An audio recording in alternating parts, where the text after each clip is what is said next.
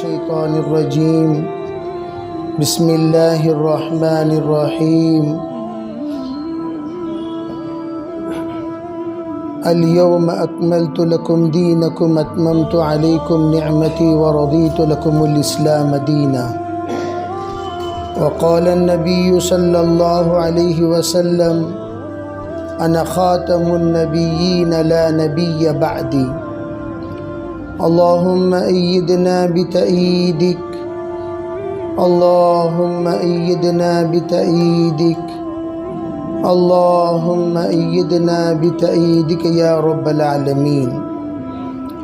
محترم معزز حضرات علماء کرام، بزرگان دین، عزیز نوجوانوں، اس وقت آپ حضرات کے سامنے جس اہم عنوان پر روشنی ڈالی گئی، یہ وہ عنوان ہے جس کے بغیر ہمارا خاتمہ بالخیر ہونا ناممکن ہے اور قبر کا جواب دینا بھی ناممکن ہے، حشر میں حاضری اور کامیابی ناممکن ہے، اور ہمیشہ ہمیشہ کے لیے ذلیل و خوار ہو کر آدمی اپنے عقیدے کی بگاڑ کے ساتھ مرے گا، ذلت کے ساتھ مرے گا، اور ذلت کے ساتھ اس کا حشر ہوگا۔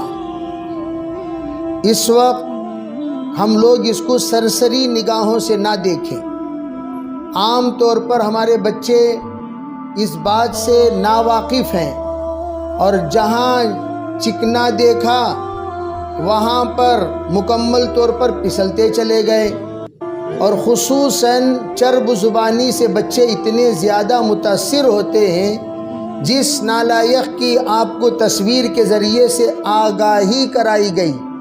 آپ کو یہ بات معلوم ہونی چاہیے، بہت سارے نوجوان کیا کالج اسٹوڈنٹس میں ایک بڑا مجمع اس سے متاثر ہیں، اس کی داڑھی کی طرح داڑھی رکھنے لگے، اس کے لباس کی طرح لباس پہننے لگے، اور اسی کی باتیں دہرانے لگے، اسی کی باتیں لوگوں کے درمیان چرچا پرچا کرنے لگے۔ بڑے ہمدردانہ طریقے سے وہ مولویوں پر اٹیک کرتا ہے اور لوگوں کے سامنے آتا ہے، اور اسی طرح لوگ بھی گفتگو کرنے لگے۔ میرے عزیز بھائیوں، یہ ایک بات تو یقین کے ساتھ آپ لوگ سمجھ جائیں، قیامت تک اس طرح کے ہزاروں لوگ آتے رہیں گے، اس طرح کے آتے رہیں گے۔ ان لوگوں کا خاتمہ ہونے والا نہیں ہے، یہ ختم ہوگا دوسرا پیدا ہوگا، دوسرا ختم ہوگا تیسرا پیدا ہوگا، موت پر ان کا خاتمہ ہوتا ہے، پھر اس کے بعد ان کی ناجائز اولاد کام کرتی رہے گی اور دعوت دیتی رہے گی، اور لوگوں کو پھسلاتی رہے گی، لوگوں کو وہ مناتی رہے گی، پھر کوئی اور پیدا ہوگا، اسی طریقے سے ہلم جرن الی یوم القیامہ۔ لیکن حق و باطل کی لڑائی ختم ہونے والی نہیں۔ ہم لوگوں کو یہ اصول دے دیا گیا، لا الہ الا اللہ محمد الرسول اللہ، اور دوسرا اصول یہ دے دیا گیا، اللہ جل جلالہ امن والہ نے حضور اقدس صلی اللہ علیہ وسلم کو خاتم النبیین بنا کر بھیجا ہے۔ آپ خاتم ہیں وجود اول کے اعتبار سے، آپ خاتم ہیں ظہور آخر کے اعتبار سے۔ اگر آپ لوگوں کو صرف اس جملے کی تشریح کرتا چلوں، آپ لوگ اتنی بات سمجھ جائیں گے، اللہ کے رسول علیہ السلام کے جتنے اوصاف ہیں، ان تمام وصف میں سب سے زیادہ قرآن نے کسی کو نمایاں کیا اللہ کے رسول علیہ السلام کے ختم نبوت کو، اور فرما دیا دیکھو الیوم، آج کا دن، پتا چلا آج سے نبوت کا نون بھی امت کے درمیان پائی نہیں جائے گی، ختم ہے آج کا دن۔ اللہ نے حجۃ الوداع کے موقع پر وہ آیت نازل ہوئی تو یہودی بڑا خوش ہونے لگا، کہنے لگا اگر یہ آیت ہم میں نازل ہوتی ہم لوگ وہ دن عید کا دن بنا لیتے۔ حضرت عمر نے کہا ارے نالائق، تجھے پتا ہے یہ دن کون سے دن میں یہ آیت نازل ہوئی؟ ہم جانتے ہیں وہ دن عرفہ کا دن تھا، وہ دن سب کے سب روزے کی حالت میں رہتے تھے، اور اس وقت میں جناب محمد رسول اللہ صلی اللہ علیہ وسلم نے یہ آیت پڑھ کر سنائی تھی، حجۃ الوداع کے موقع پر آپ نے سنائی، اور اس وقت آپ علیہ السلام نے جب سنا رہے تھے تمام کو وہ سنانے کے بعد بلغوا عنی ولو آیا فلیبلغ منکم الشاہد الغائب، علماء فرماتے ہیں بلغوا عنی ولو آیا، اس وقت کی آیت کون سی تھی جس کو آپ نے بالکل گرم گرم امت کے سامنے پیش کیا تھا؟ وہ یہی آیت تھی الیوم اکملت لکم دینکم اتممت علیکم نعمتی ورضیت لکم الاسلام دینا۔ اس آیت کے بعد اللہ کے رسول علیہ السلام نے یہ بتا دیا اس کو پہنچا دیا کریں۔ ایک اشارہ ہے، ایک اشارہ ہے۔ کیا مطلب؟ پوری کائنات والوں کو یہ پہنچا دیں کہ میں آخری نبی ہوں، یہ آخری مذہب ہے، میں آخری نبی ہوں، یہ آخری ہدایت کا پیغام ہے، میں آخری نبی ہوں، یہ آخری کلام ہے، میں آخری نبی ہوں، یہ آخری اللہ کی وحی ہے۔ اس کے بعد کوئی وحی نہیں، کوئی کتاب نہیں، کوئی ہدایت نہیں، کوئی رہبر نہیں۔ ہاں اب جو صحابہ ہیں یہ کون ہیں؟ اللہ کے رسول علیہ السلام نے فرما دیا یہ سب کے سب میرے نمونے ہیں، میری طرح اگر تم زندگی گزارنا چاہتے ہو۔ فرمایا اصحابی النجوم بأیہم اقتدیتم اہتدیتم۔ پھر فرمایا اگر میرے صحابہ میں کوئی ذی استعداد ہے، نبوت کی صلاحیت کوئی رکھتا ہے، وہ یہ کی ہے، وہ کون ہے؟ لو کان بعدی نبی لکان عمر۔ عمر ہیں جو اکیلے تنے تنہا تمام صفات وحی اپنے اندر رکھتے ہیں، تمام صفات نبوت اپنے اندر رکھتے ہیں، لیکن ان میں بھی اللہ نے ایک چیز کو کم کر دیا۔ وہ کیا؟ حلم اور بردباری میں حضرت عمر رضی اللہ تعالیٰ عنہ نمبر 2 پر ہو گئے۔ ایک مرتبہ اللہ کے رسول علیہ السلام نے حضرت عمر سے کہا جب غصے میں آ کر تلوار نکالے، فرمایا عمر تیرے اندر تمام خوبیاں موجود ہیں، لیکن سن عمر تیرے اندر حلم نہیں ہے۔ فرمایا اصبر یا عمر، اصبر یا عمر، اصبر یا عمر فإن الحلیم کاد ان یکون نبیا۔ عمر ذرا صبر اور تحمل پیدا کرو، تمہارے اندر اس چیز کی کمی ہے، اگر تیرے اندر وہ چیز ہو جاتی، فرمایا حلیم ہی کو اللہ نبی بنایا کرتا ہے، اور تیرے اندر اللہ نے حلم نہیں رکھا۔ وہ اس سے پتا چلا کہ اللہ کو نبوت کا سانچہ رکھنا ہی نہیں ہے، تو آخری سانچہ جناب رسول اللہ صلی اللہ علیہ وسلم کے ذریعے سے آپ نے تکمیل فرما دیا۔ میں یہ عرض کرنا چاہتا ہوں کہ نبوت کا سلسلہ حضرت عمر جیسی ہستی پر وہ ثابت نہیں ہو سکی، ایسے سب لوفراں، کمینے، رذیلاں، کتے، کیا کیا تمہیں لوگ گالیاں دے سکتے ہیں، پورے گالیاں، چاہے آپ ان تمام گالیوں کو دینے کے لیے تو اپنے آپ کو یوں کہہ سکتے ہیں کہ بھئی یہ تو ہماری شرافت کے خلاف ہے، لیکن کتے کو کتا کہنا کوئی بری بات نہیں ہے۔ اگر آپ کمینے کو کمینہ کہہ رہے ہو کوئی بری بات نہیں ہے، تو آپ ایسے لوگ جو لوگ آ رہے ہیں یہ سب کے پیچھے انگریز کی طاقت ہے، یہودیوں کی قوت ہے۔ آج بھی میں آپ کو یوں کہتا ہوں پولیس سپورٹ ان کے ساتھ موجود ہے، حکومت کی تائید ان کے ساتھ موجود ہے، خفیہ طور پر لاکھوں کروڑوں روپے ان کے پیچھے فنڈ لگائے جا رہے ہیں تاکہ مسلمانوں کے شیرازے کو جلد از جلد بکھیر کر ان کو نیست و نابود کر دیا جائے۔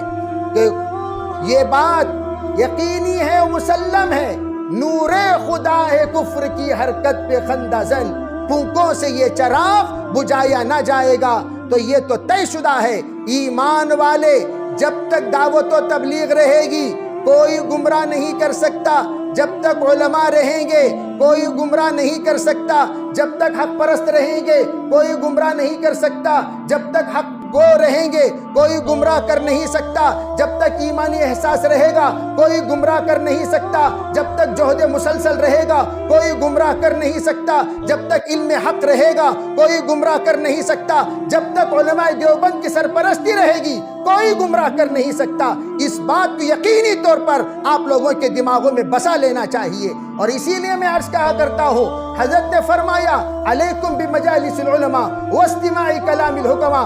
آج علماء سے لوگ کٹنے کو شان سمجھتے ہیں اور جڑنے کو عیب سمجھتے ہیں۔ اتنا بڑا مجمع، اگر میں آپ سے پوچھوں علماء دوست تم میں کون ہے، پورے محلے میں ایک نکلے گا، 2 نکلے گا، 3 نکلے گا۔ اسی لیے میں کہا کرتا ہوں آج دعوت و تبلیغ کے جو کچھ بھی ساتھی ہیں ان سے بھی کہہ رہا ہوں محنت میں اتنی کمی،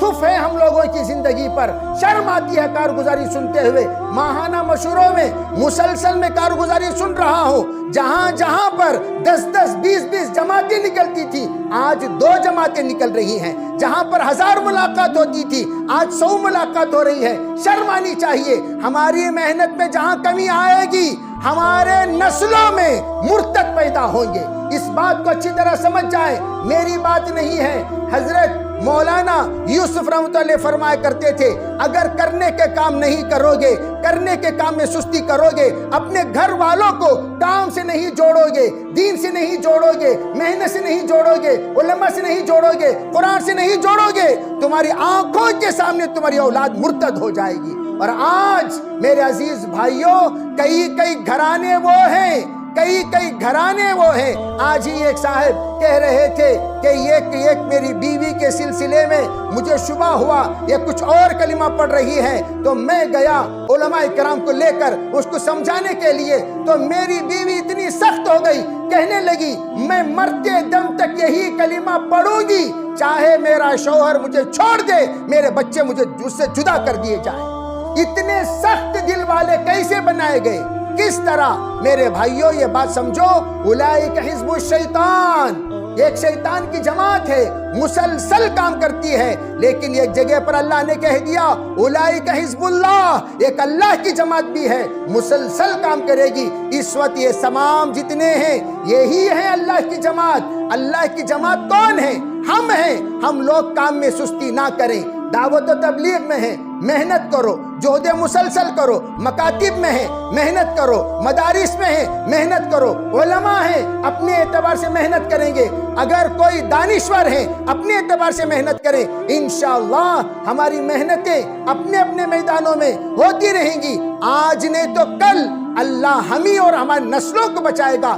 غفلت کے ساتھ نہیں رہنا، ورنہ آپ کا داماد اس فتنے کا شکار ہو سکتا ہے، آپ کے بہو اس فتنے کے شکار ہو سکتی ہے، آپ کے اولاد اس فتنے کے شکار ہو سکتی ہے، آپ کے نسلوں میں پیدا ہونے والے نواسے پوترے اس فتنے کے شکار ہو سکتی ہیں، لڑکیاں ہو سکتی ہیں، کوئی ناممکن نہیں ہے، لیکن اندیشہ بڑا خطرہ ہے۔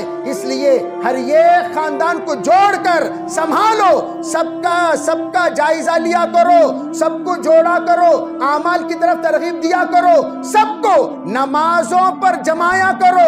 قو انفسکم واہلیکم نارا، علماء نے عجیب بات فرمائی یہاں پر، قو انفسکم واہلیکم نارا، اللہ نے کیا فرمایا کہ تم اپنے اولاد کو، اپنے نسلوں کو جہنم سے بچاؤ، اور ایک طرف فرماتے نماز کا حکم دیا کرو۔ نماز کا حکم دینے سے یہ لوگ موحد بن کر رہیں گے، اللہ کے رسول علیہ السلام کے طریقے کے تابع دار بن کر رہیں گے۔ جب نماز پابندی سے پڑھیں گے انشاءاللہ توحید بھی محفوظ، رسالت بھی محفوظ، آخرت بھی محفوظ، ایمان بھی محفوظ، یقین بھی محفوظ، توکل بھی محفوظ، اور سب چیزیں دینی شعائر بھی محفوظ۔ انشاءاللہ یہ جہنم سے بچنے والے بن جائیں گے۔ امید ہے اللہ تعالی ہمیں شریعت کو عمل کرنے کی توفیق ضرور عطا کرے گا۔ نیت کرنا ہمارا کام ہے، توفیق دینا اللہ کی ذمہ داری، اللہ تعالی طلب کے مطابق توفیق دیتا ہے۔ اللہ ہمیں شریعت کو قبول فرمائے۔ وآخر دعوانا ان الحمدللہ رب العالمین۔ اللهم لك الحمد كله ولك الشكر كله ولك المجد كله ولك الثناء كله وإليك يرجع الخلق كله. اللهم لا نحصي ثناء عليك أنت كما أثنيت على نفسك يا أرحم الراحمين يا أكرم الأكرمين يا ذا القوة المتين يا راحم المساكين. أصلح لنا شأننا كله ولا تكلنا إلى أنفسنا طرفة عين. اللهم صل على محمد بعد من صلى وصام. اللهم صل على محمد بعد من قعد وقام. اللهم صل على محمد كما تحب وترضى عدد كما تحب وترضى یا رب العالمین. اے اللہ ہم سب کے گناہوں کو معاف فرما، یا اللہ ہمارے خطایا سے درگزر فرما، یا اللہ بقیہ زندگی تیرے رحمات پر مرضیات پر گزارنے کی توفیق عطا فرما. یا اللہ ہم میں شریعت کو قبول فرما، ہم میں شریعت کو قبول فرما. یا اللہ ختم نبوت کی محنت کے لیے قبول فرما، تیرے نبی کی رسالت کے تحفظ کے لیے قبول فرما، قرآن کی حفاظت کے لیے قبول فرما، دین کی اشاعت کے لیے قبول فرما. یا اللہ شاعر اسلام کے تحفظ کے لیے قبول فرما، تشہیر کے لیے قبول فرما، تبلیغ کے لیے قبول فرما. یا اللہ جو کام دین کے ہیں ان تمام کام کو اپنے استعداد کے اعتبار سے ہم کرنے والے بنے، ایسے فیصلے فرما۔ یا اللہ اپاہج والی زندگی گزار کر مرنے سے حفاظت فرما۔ یا اللہ ایمان کے ساتھ جلا، ایمان کے ساتھ موت عطا فرما، ایمان کے ثمرات کو حاصل کرنے کی توفیق عطا فرما۔ یا اللہ ہر طرح کے خیر ہمارے حق میں مقدر فرما۔ یا اللہ تیرے حبیب علیہ السلام نے، صحابہ نے، اولیاء نے یا اللہ اس دین کے خاطر جتنی محنت کی، رسالت کی تحفظ کے لیے، آخرت کی تحفظ کے لیے، قرآن کی تحفظ کے لیے، یا اللہ اپنی زندگیاں کھپا دی۔ یا اللہ ہم دنیا بکتے تھک چکے ہیں، دنیا ہمارے کام آئی نہیں، دنیا ہمارے وفادار بنی نہیں۔ یا اللہ ہم قریب ہو چکے قبر میں جانے کے۔ میرے اللہ اس مسجد میں ایک بڑا مجمع رہتا تھا، آج وہ سب تیرے پاس پہنچ چکا ہے، ہم بھی پہنچ جائیں گے۔ اے میرے اللہ ہمیں معاف فرما دے، ہمیں آخرت کی فکر عطا فرما دے، موت کا خوف عطا فرما دے۔ یا اللہ دنیا کے لالچ میں پھسلنے سے، ڈگمگا جانے سے پوری حفاظت فرما۔ یا اللہ آخرت کے یا اللہ یقین ہمیں نصیب فرما، دنیا کے بے ثباتی ہونے کا یقین ہمیں نصیب فرما۔ یا اللہ جتنے لوگ گمراہ ہو رہے ہیں، لالچی بن کر گمراہ ہو رہے ہیں، میرے اللہ وہ معصوم ہیں، مجبور ہیں، معذور ہیں، یا اللہ ان کے حق میں ہدایت نصیب فرما۔ یا اللہ ان کے حق میں ہدایت نصیب فرما۔